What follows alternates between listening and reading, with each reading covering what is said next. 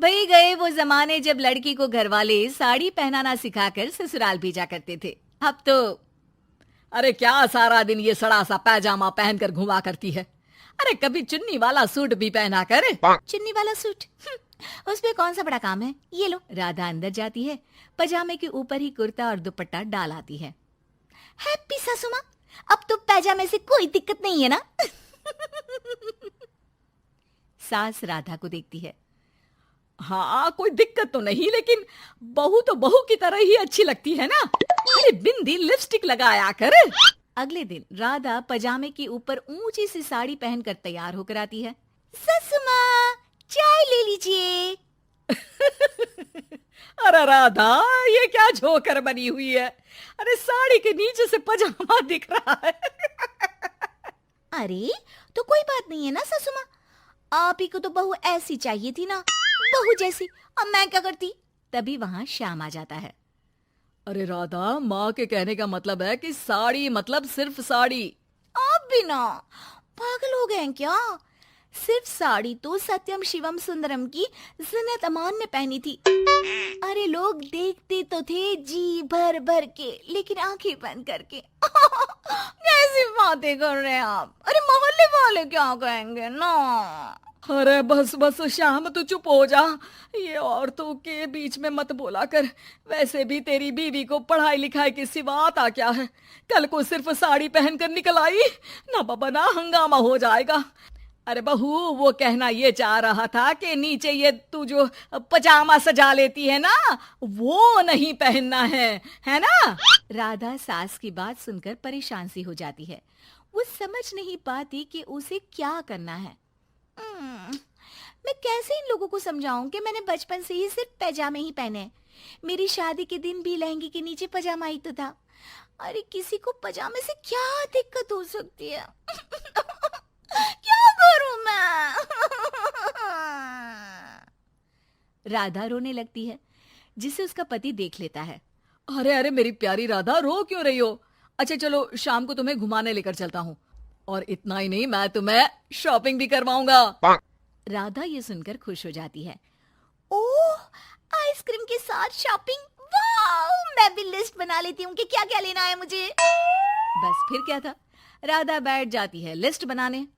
माँ देख, तेरी सारी समस्या का मैंने समाधान कर दिया।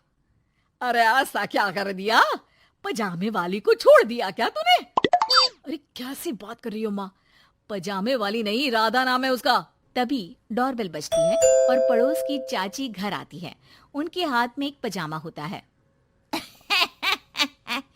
अरे मैंने सोचा कि ये कपड़ा सड़क पर गिरा था, किसी ने सुखाने डाला होगा। अब ना ये पेटीकोट जैसा था, ना ही पतलून जैसा। तभी मैं समझ गई ये राधा बहू का पजामा होगा। तो पहनती है ना ये।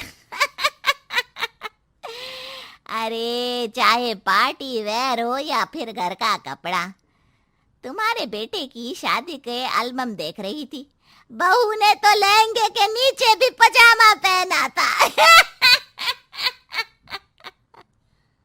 ठीक है चाची, दे दिया ना पजामा। अब पजामा पुराण मत सुनाओ, चली जाओ। चाचा जी के खांसने की आवाज आ रही है, जाकर पानी दे आओ उन्हें। अरे हाँ हाँ, जोरू का गुलाम जा रही हूँ मैं। चाची के जाने के बाद, अरे अड़ोस पड़ोस वालों को बोलकर क्या फायदा होगा बेटा। अब तो घर मशहूर हो जाना ही है पजामे वाली बहू के नाम से। तभी वहां ससुर आ जाते हैं। अरे वो पीछे वाले घर के शर्मा जी ने तो घर के पोस्टल एड्रेस में यही लिखना शुरू कर दिया है, पजामे वाली बहू के घर के पीछे गली नंबर 7। अरे बस बस, आ गए तुम। दुकान आज जल्दी बंद कर दी। अरे क्या करूं, ये टाइट पैंट पहनकर बैठा नहीं जाता दुकान में। ज्यादा देर हुई तो थोड़ी देर पीठ सीधी करने घर चला आया। वैसे आज माँ बेटा साथ में क्या बातें कर रहे हैं। हाँ अरे हाँ, बातों से याद आया। बोल रहा है कि पजामे वाली प्रॉब्लम का सलूशन ढूंढ लाया है। जरा बता दो बेटा, क्या समाधान निकाला है। वो मैं ना माँ आज राधा को शॉपिंग के लिए ले जा रहा हूँ। अरे बेटा क्या बात है, कितनी अच्छी बात है। हाँ माँ, इतना ही नहीं, वो तो पूरी लिस्ट तैयार कर रही है कि वो क्या क्या खरीदेगी। जब इतना खरीदेगी तो कुछ अलग तो पहनेगी ही ना। उधर राधा बाजार जाने के लिए पजामा टी शर्ट पहनकर तैयार हो जाती है। चलिए जी, मुझे काफी सामान लेना है। पति श्याम उसे बाजार ले जाता है, जहां राधा एक नहीं दो नहीं बल्कि 12 पजामे खरीदती है, वो भी अलग अलग रंगों के। और वो सारे पजामे लेकर घर आ जाती है। अरे आ गई बहू रानी, क्या लेकर आई हो? पिताजी ये देखिए, आपके लिए ये पजामा लेकर आई हूँ, प्योर खादी का है। पैंट लुक में इसे आप दुकान में भी पहनकर जा सकते हैं। और खुद कह लिए ये 12 पजामे, हर रंग हर प्रिंट के। राधा अपने कमरे में चली जाती है, लेकिन सास सर पर हाथ रखकर बैठ जाती है।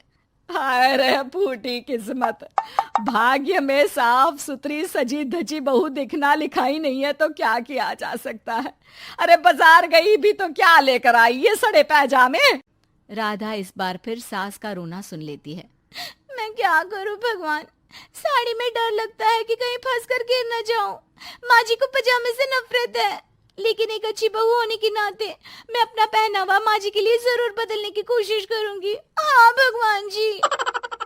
अगले दिन राधा बिना पजामे वाली साड़ी पहनकर सास के पास खड़ी हो जाती है।